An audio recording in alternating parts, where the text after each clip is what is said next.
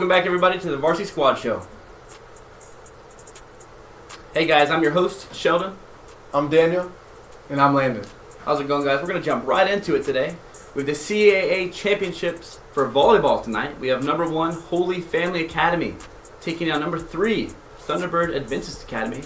This game will be played at ASU in Division 2 girls volleyball.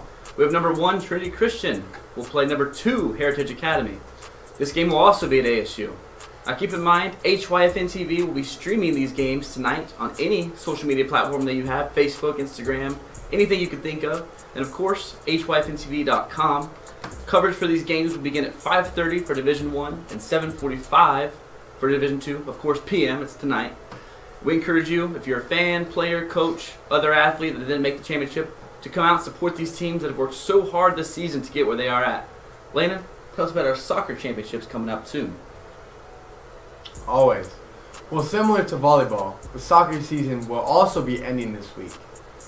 In Division 1, we have number 1, Ville de Marie, playing number 2, Tri-City Prep. This game will begin at 4 p.m. Saturday at ASU West Fields. In Division 2, we have number 1, Pan American, facing off against number 2, Empower College Prep. This game will also be Saturday at ASU West, with the game beginning at 7 p.m. HYFN TV will also be streaming these games, with coverage beginning at 4 p.m. for Division 1 and 7 p.m. for Division 2. ASU West, they have fantastic fields to play on, and it will be a great environment out there with fans cheering and players playing. So we encourage you to come out and help support these teams who made the final game. Well, guys, I'm certainly excited. We have all these games coming up, and we'll see who will raise that CAA trophy when it's all said and done. Now we're going to jump right into our AIA Power Rankings. First, we want to go through the top 10 teams in Arizona. Number 10, we have Notre Dame Prep with a 7-1 record. Number 9, we have Castile with a 6-2 record. Number 8, Highland with a, having a little problem with my eyes, guys, today. 5-3 record. Number 7, Centennial with a 7-1 record. Number 6, we have Pinnacle with a 6-2 record. Number 5, Saguaro with a 5-3 record. Hamilton, number 4, 6-2. Chandler, number 3, they moved from that number 2 spot, losing to Basha. They're 7-1. Basha, now number 2, 7-1. And still the best team in Arizona, Liberty. Now we're going to go to our national rankings. At number 10, we have IMG Academy. They're from Florida. They're 6-1. Number 9, we have North Shore from Texas. 9-0, perfect season so far. Number 8, St. Thomas Aquinas from Florida. They're 9-0. Number 7, Chaminade Madonna from Florida. They're 8-0. Number 6, we have Buford. They're from Georgia. They're 9-0. Number 5, we have Bishop Gorman from Nevada. 10-1. Number 4, we have St. John Bosco from California. They're 9-1. Number 3, Central from Florida. 9-0. Number 2, St. Francis Academy, playing the least amount of games to be in the top 10, but they're 6-0. And still number 1, Mater Dei from California, 10-0. Now, Daniel, tell us about our AIA volleyball rankings. All right, at number 10, we have Xavier College Prep with a 19-12 record. And number 9 is Gilbert with a 25-7 record. Number 8 is Sandra Day O'Connor, sitting at 23-7. In the 7th spot is Horizon with a 28-10 record. In 6th is Sunny Slope with, what's that record? Can't see the record. Let me see on this computer real quick.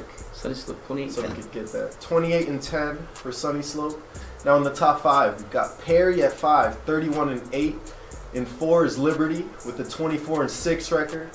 And coming into the top 3, nothing's changing. Millennium's 3rd, 34-4. Hamilton is 2nd, 31-7. And number 1 still, Corona del Sol with 35 wins, 5 losses. Now, huge thank you to Max Preps for putting these rankings out so we could bring them to you here on the Varsity Squad. Now let's go to... Are we going to Landon today? No, that's all the power rankings we got. Now we got a lot of rankings, guys. Oh, that's right. Some great rankings for these We're teams. done with CAA. Done with CAA. No more CAA rankings. We got the finals ending this week. Sad. Yeah, it is. And we got football, of course, starting this week. But I can't wait to see how these playoffs finish tonight for the championships. We got games for Saturday for soccer, and then of course Friday night we got the semifinals for the CAA. So we'll make sure we talk about those on Friday. But guys, that's gonna wrap up our report on the CAA and of course our power rankings for the AIA. Up next in the big leagues, our pro sports report. So don't go away.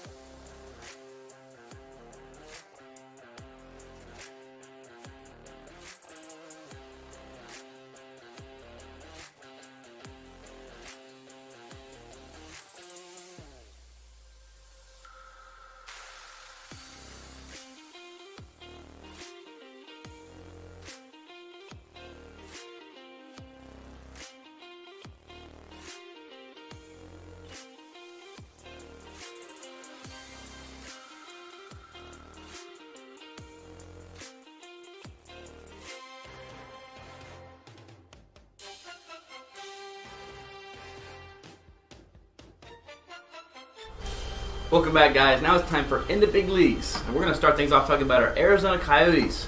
One of the worst teams in the NHL. With a 2-6 record, the Coyotes are still last place in the Central West Division. Coyotes currently sit 29th out of 32 NHL teams, which is better than the start. We are 31st, so we're some progress, guys. And that's all I got to say about them. Now we're going to talk about our Sun Scoop.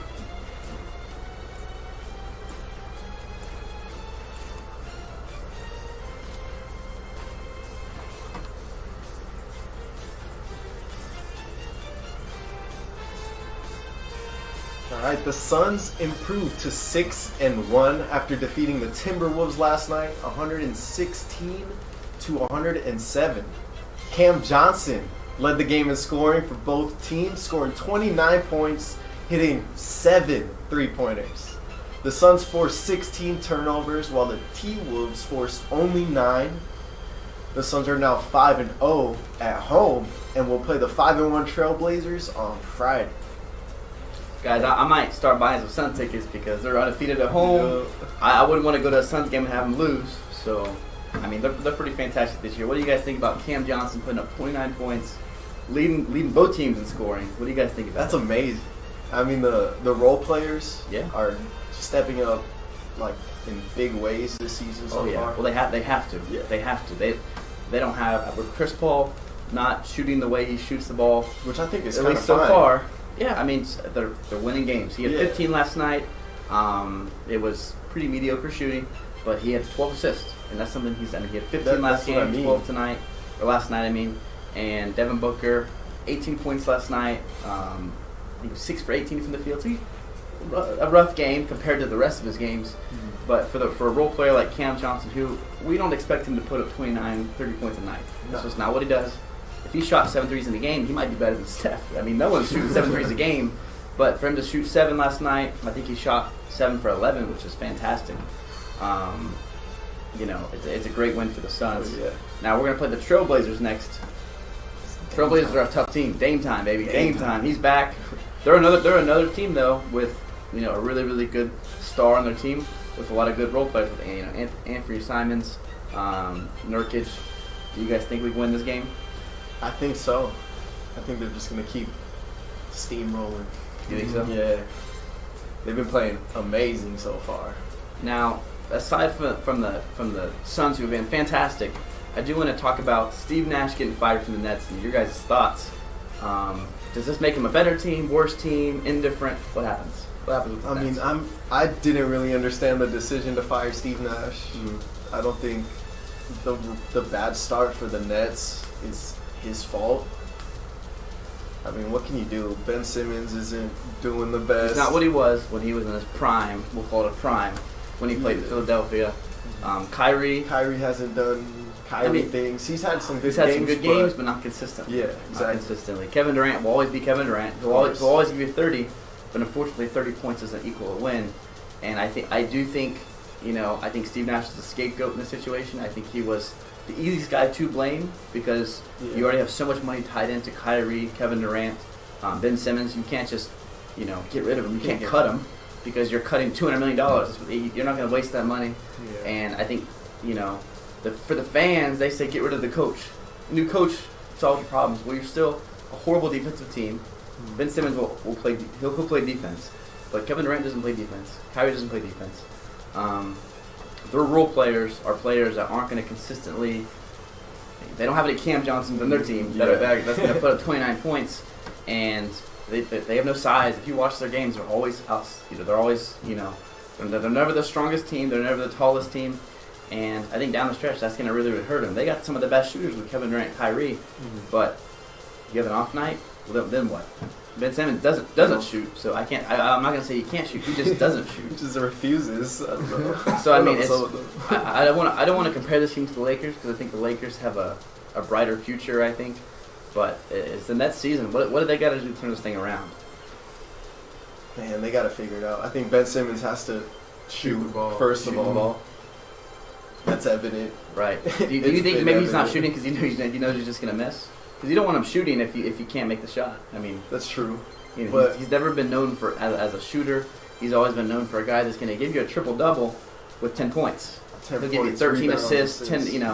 And again, defensively, he can guard the best. You put Ben Simmons on the best guy. You don't put Kevin Durant on LeBron James. It just doesn't work. LeBron James will get a bucket every time. Ben Simmons might hold him down to 20 points or so because Ben Simmons is like that. But so far this year, I do want to say he struggled with fouls. He's fouled out 3 games, I believe, out of the 6 or 7 they played. Dang. And I saw a little picture, and it showed that he has almost as many fouls as points this year. That's tough. And you can say, well, that's crazy. And the thing is I do want to say he didn't play last year.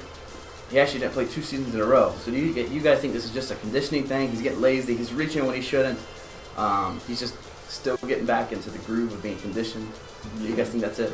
Yeah, most likely, yeah. 2 years is a long time to not play. Mm-hmm. It is a long time. But again, Steve Nash, I don't know who their new coach is going to be. I hear thoughts of, Ime Udoka being the new coach. He was a Celtics coach, but then, of course, he got suspended by the team, not the league. So depending on the situation there, he could be the new coach, but I don't think he's going to change anything. You can't coach height. When you have a team that's not known for tall defensive guys like Rudy Gobert, or those Anthony Davis, those type of people, you're not going to be a good defensive team, and you're going to rely on your offense to put up 130 points a game, which they haven't been able to do. Consistently, at least. So we'll just have to see the future. But at least the Suns are good. Because the Suns had as a team that had a rough offseason, and they're 6-1, probably the best team right now in basketball, or at least top 3. I can say top 3. Oh yeah. With good role players. Now, guys, that's gonna wrap up in the big leagues. We're gonna go right into our new segment called Flag on the Play.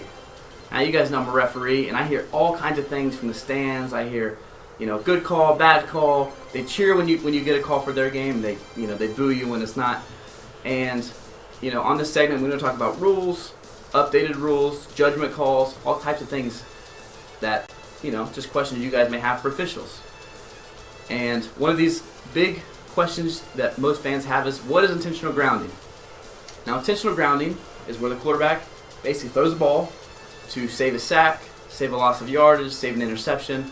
And this is illegal. Okay, it's one of the worst penalties you can have as an offensive coach because it's a spot foul, 5-yard penalty in high school, 10 yards in the NFL, and it's a loss of down, which means if you throw